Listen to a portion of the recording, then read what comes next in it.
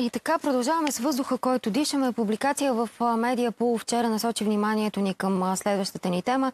Знаем си ги тревожните данни за въздуха в големите градове особено.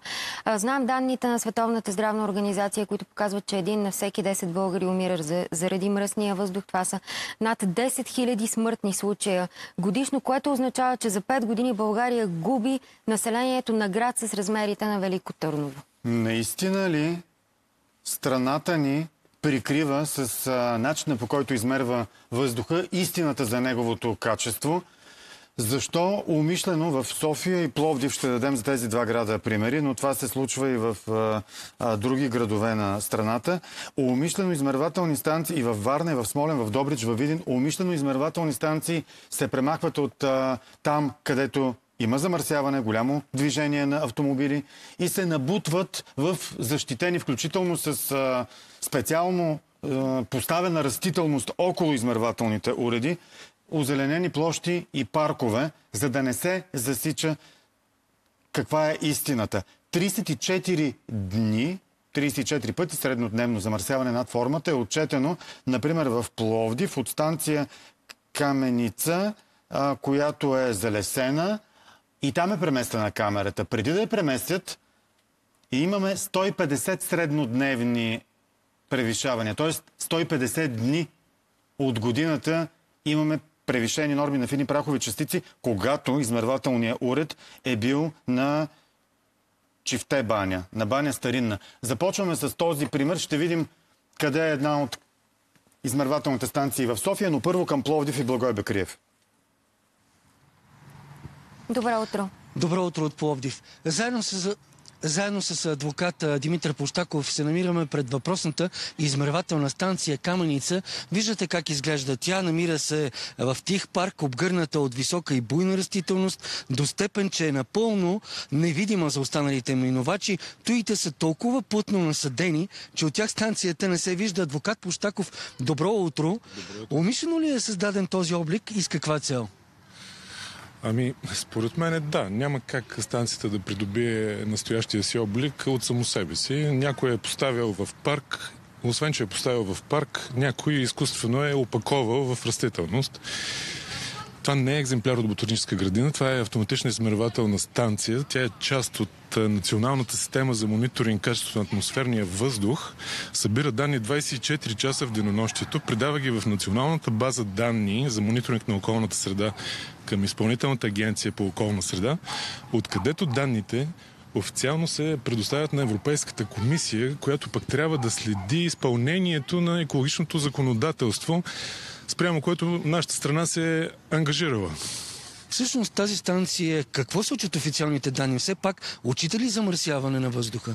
Отчита за изминалата 23-та година. Станцията отчела 34 броя превишения на средноденонощната норма за фини прахови частици.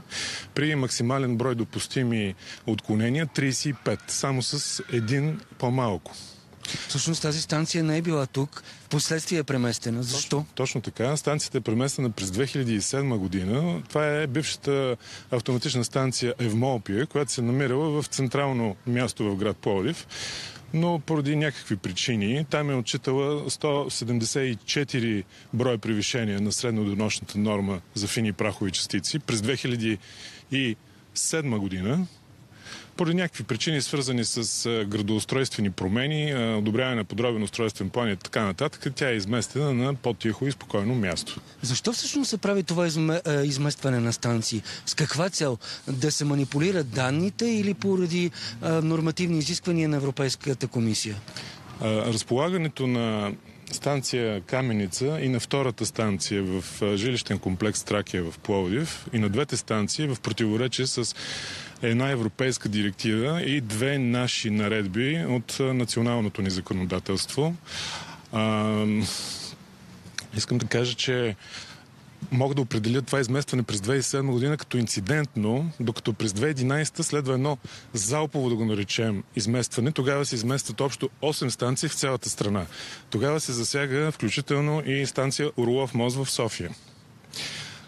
Защо се измества точно в този момент? Според мен, заради водените наказателни процедури от Европейската комисия срещу България в Съда на Европейския съюз в Люксембург. Това е Тоест, причината. умишлено ли се прави, за да замерват по-малко замърсяване? И защо, например, в Пловдив няма станция в центъра, където въздуха е най-замърсен, но тези възлови кръстовища, през където минава целият трафик от автомобили? Парадоксално, но държавната власт, която е призвана да защитава живота и здравето на гражданите си, на нас, на вас, на нашите деца, родители и всички, тя вместо да изпълнява това свое задължение, тя манипулира данните за качеството на атмосферния въздух, избирайки един байганьовски циничен подход, като вместо да предприема необходими мерки, да приема планове за подобряване качеството на въздуха, тя избира подхода да измести станциите на тихи, спокойни и чисти, относително чисти места. Както виждаме, в парка от станцията учела 34 броя превишение на средноденочната норма за прах. Представете си какво ще да бъде, ако станцията стоеше на някое по-оживено пловдивско място. Така с преместването на тези станции се деформира реалната картина за състоянието на въздуха ли? Точно така. Не само това. Не само, че не се предприемат мерки за подобряване качеството на въздуха. По-страшното, че българите умираме преждевременно. За 2023 по данни на Европейската агенция за околна среда и на Световната здравна организация, в България са настъпили близо 11 000 случаи на преждевременна смърт, които се дължат на лошо качество на атмосферния въздух. В Пловдив колко са станциите, които замерват въздуха? Общо 2.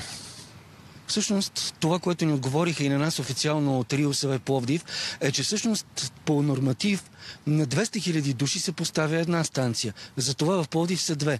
Тази станция Каменица е поставена тук, за да измерва битовото замърсяване и затова се намира сред жилищни сгради. Другата станция, която е в жилищен район Тракия, е поставена там на възлово кръстовище. Тя е транспортно ориентирана и измерва замърсяването от автомобилния трафик в града.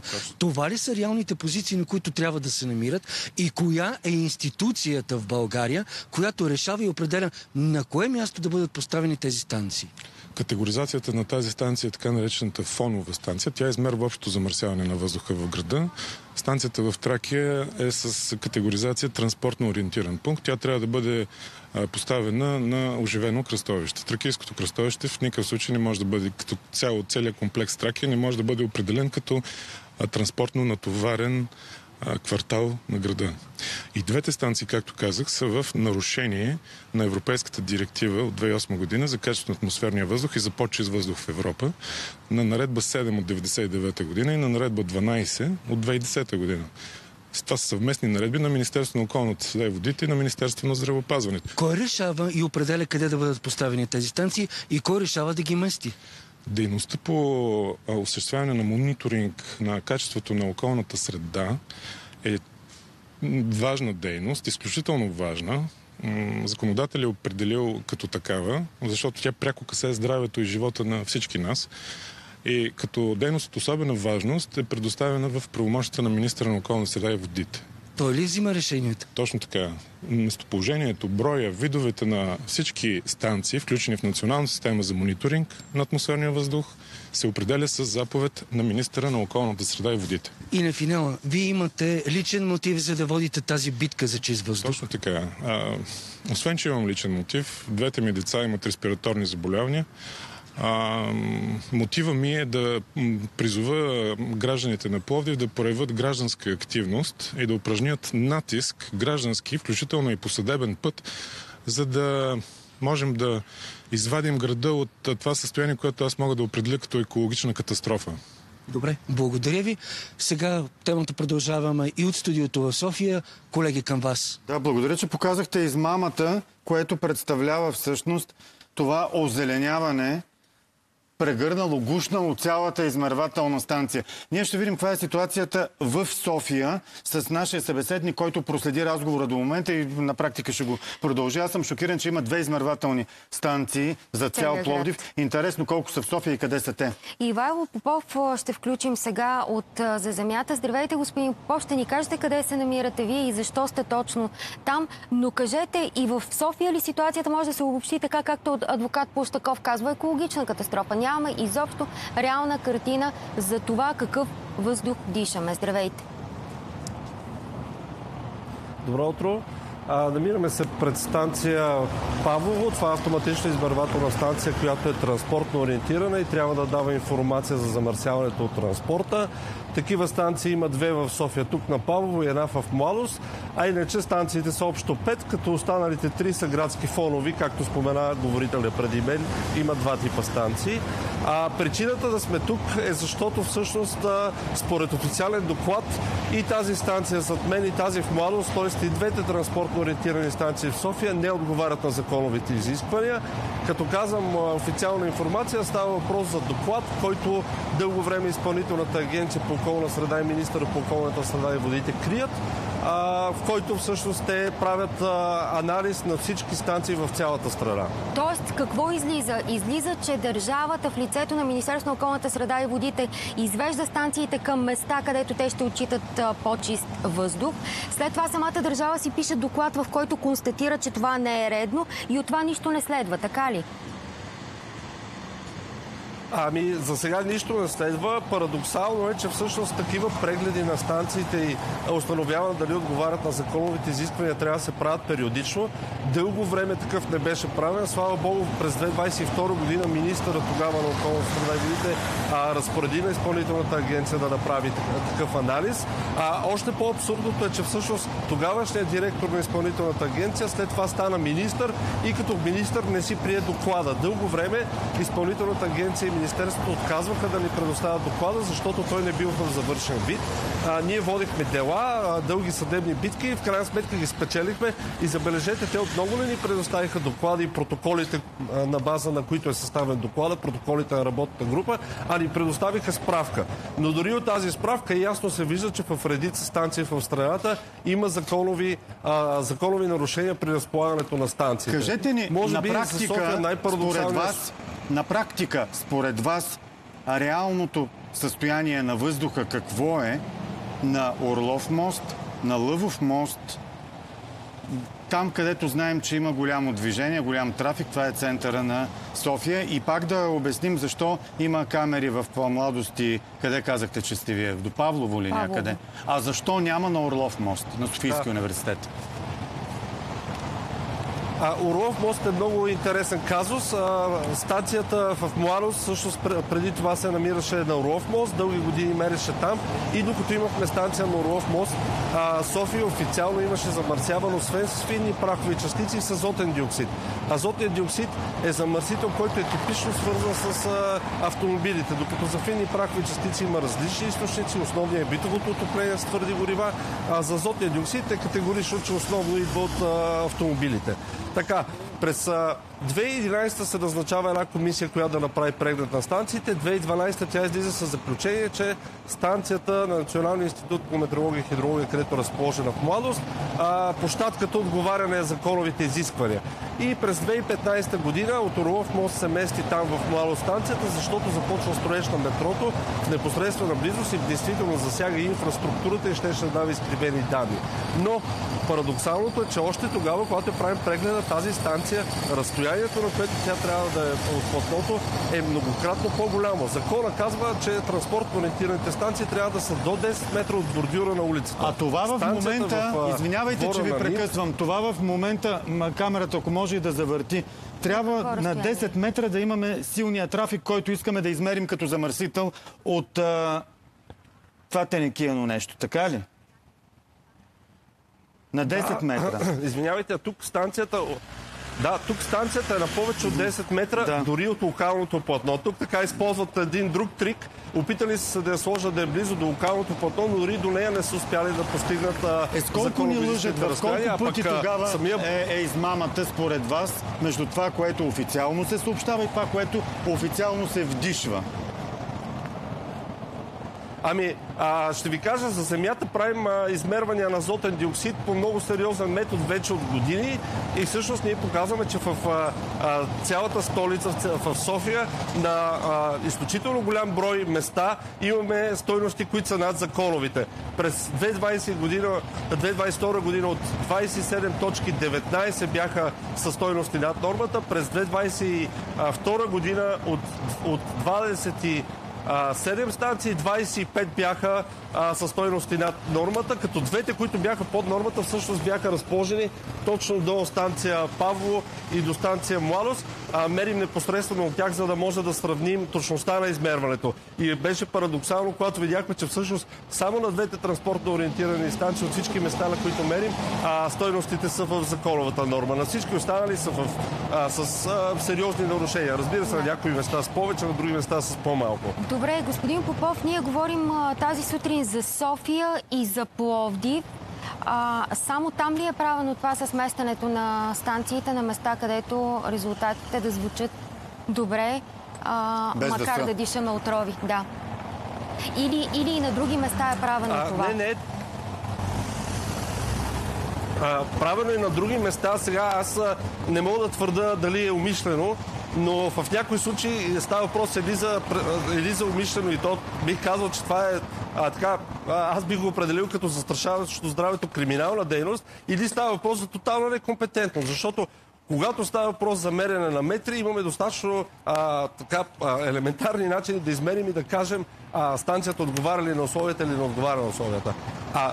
По-големия проблем е, че транспортно ориентираните станции не трябва да са просто на 10 метра от пътното платно, а трябва да се направи анализ, и закона казва, и директивата, че трябва да са на най-замърсените места в града. Такова нещо или изобщо не е правено, или Министерството отказва да ни отговори. Ние ги питаме директно, отпускаме им по закона за достъп до информация за заявление, и те не ни отговарят. Дали въобще правят такъв анализ? Ние знаем, не правят такъв анализ, защото ако правеха, щяха да видят нашите изследвания, щяха да видят официалното моделиране на Столична община, щяха да си разположат своята мобилна измервателна станция някъде и да видят къде са всъщност най-замърсените места и да мерят там. А на въпроса ви дали на други места, аз знам единствено за Девня. И искам да ви обърна внимание, че, например, за Пловдив, за където говорите, в официалния доклад, който ние получихме справката от него, всъщност там не идентифицират проблем. Това не значи, че няма, но ви казвам, че там според тяхната информация няма констатирано нарушение на разполагането на станция. Благодаря ви. Чудя се дали е ако всичко това е заради желание да се спестят пари за наказания и за санкции, колко ли плащаме за бюджета за здравеопазване допълнително от това самозалъгване, което институциите правят, но лъжа спрямо населението, сравнявана в някои от по-крайните коментари, даже с Чернобил. В смисъл да лъжеш населението за действителното състояние на въздуха и заплахата за неговото здраве. И със сигурност се прави и адвокат Площаков, когато чухме по-рано в предаването от Пловдив, и адвокат Михаил Екимджиев, също човек много работил по тази тема за чистотата на въздуха и за тия измами, които казват граждански натиск, това е пътя. Иначе бяхме поканили представители на Министерство на околната среда и водите. Не изпратиха събеседници в студиото днес, изпратиха позиция, според която твърдението, че разположението на пунктовете за мониторинг към Националната система за мониторинг на качество на атмосферния въздух не отговаря на изискванията на европейското и националното законодателство, е некоректно и силно преувеличено. Твърдят, че пунктовете се разполагат изцяло съгласно изисквания, че се отчитат конкретни условия за предоставените от съответната община терени и така нататък, и така нататък. Една много дълга позиция. Много по-добре щеше да е наистина да има представител на Министерството. В случая твърдят и, че по последни данни за 2023 броя на превишенията е намалял във всички станции в страната. В това число в станциите с променено местоположение. Не могат да ме убедят, че не е по-добре да има станция на Орлов мост, отколкото градинка на Младост. Заповядайте, уважаеми министри и заместник министри, които отговаряте за това в студиото, по-добре, отколкото да цитираме позиции. Сега към